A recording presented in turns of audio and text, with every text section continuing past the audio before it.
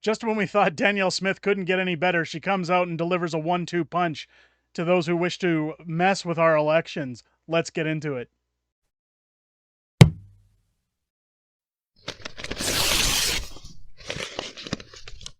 Oh, yeah! What's going on, ladies and gentlemen? Welcome back to The Fringe. Danielle Smith, probably the prodigy child of this channel, coming out once again to show just why it was so important that she take leadership of Alberta, and what a fine job she's doing at the helm, I might add, as anything that comes into the province that seems to be woke, disjointed, out of whack, any scale off what the normal person should be thinking about, or the average rational thinking human being, immediately gets shut down or altered by Danielle Smith, because she's a no BS kind of nose to the grindstone type person, very libertarian in her policies, but we've seen now again, through all the, we'll say, controversy of her recent bill to ban the use of puberty blockers for children under the age of 17, to ban any kind of reassignment surgery or mutilation for children under the age of 17. It is something you must be an adult to think about.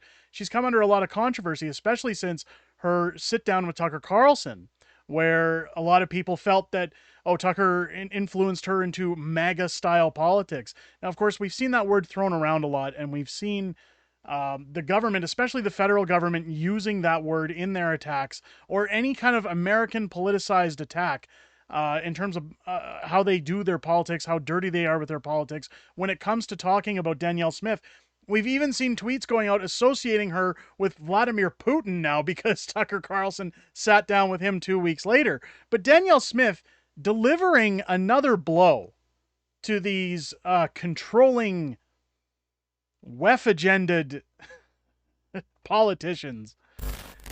She comes out the other day and says she promises to ban electronic vote tabulators in Alberta elections. Is there really anything this woman can't do? I mean, it seems like every time I hear a story from her, there's been the odd one where I've said, oh, I don't know if that's a good move, but 90% of the time I'd say I hear what she's doing, and I just can't help but cheer her on and applaud her. Again, I said it when I sat down on my interview with her here on the channel.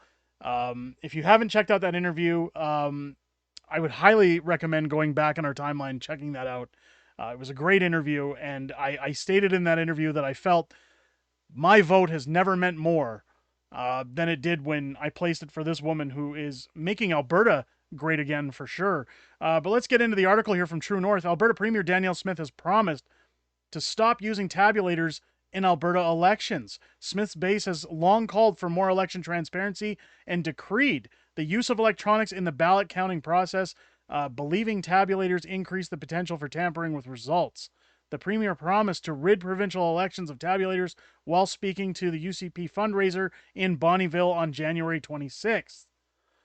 Are you going to end the use of voting tabulators across the province? Smith is asked on stage, to which she simply responds, yes.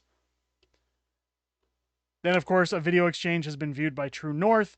The Premier's promise comes after tabulators were widely used in the 2023 provincial election, where the UCP narrowly won. And again, what's important to realize in those elections, a lot of influence from unions.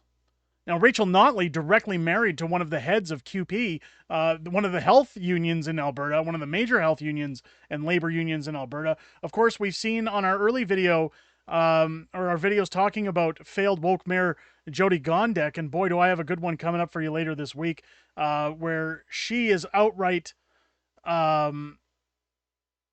shown to have been taking money from unions, influencing her installment as mayor, and I stand behind that as an installment.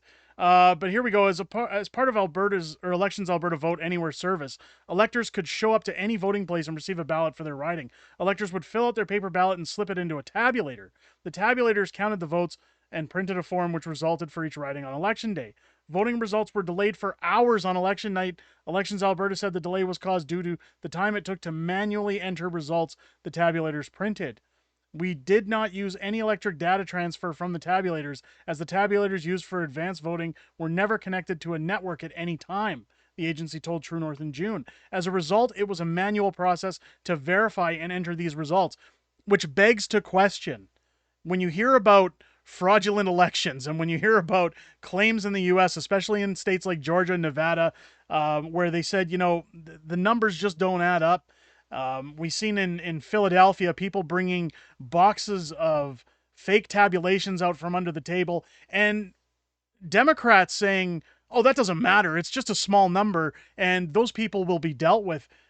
It's still a fraudulent election. And my question is, had these machines had been connected to a network at any point, would the results have been different?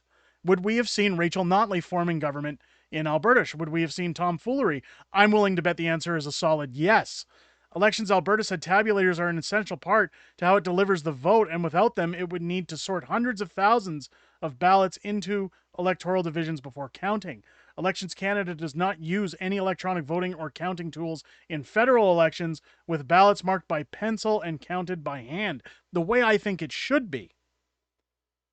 Ahead of an election, Smith told True North that she had confidence in Election Alberta's plan to use tabulators for advance vote because Elections Alberta would also preserve all paper ballots in case recounts were requested. Of course, she quotes, I have confidence in that because we have the ability to do a hand count as a follow-up in the event of those close results. I believe that's going to be sufficient, Smith told True North at a press conference last April. That's, I think, something that people expect in a democracy, that you should be able to verify a vote if results end up very close. The problem with even verifying handwritten ballots is that if you're not taking proper identification, if you're not making records of everything, it's very easy to even mess with those ballots. One would assume.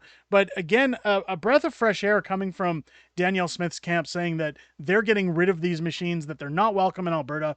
Should failed woke mayor Jody Gondek be recalled, which again, I've said this is going to take an average of about 8,000 signatures a day all the way until this petition goes up.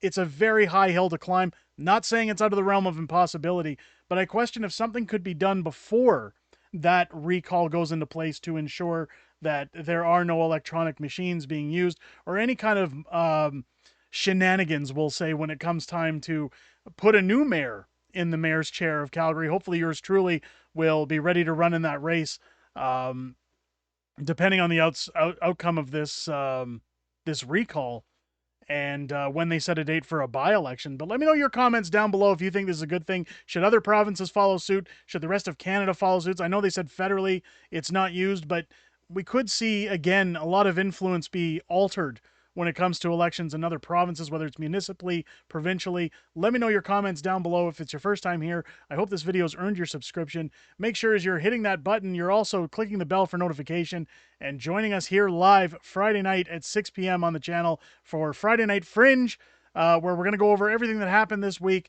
and everything that's coming up possibly in the next week, as well as some back and forth with the community. Again, 6 p.m. Pacific time, Friday night, 8 p.m. Central, here on the channel. I hope you guys enjoyed this video, because I sure did. I'll catch you on the next one.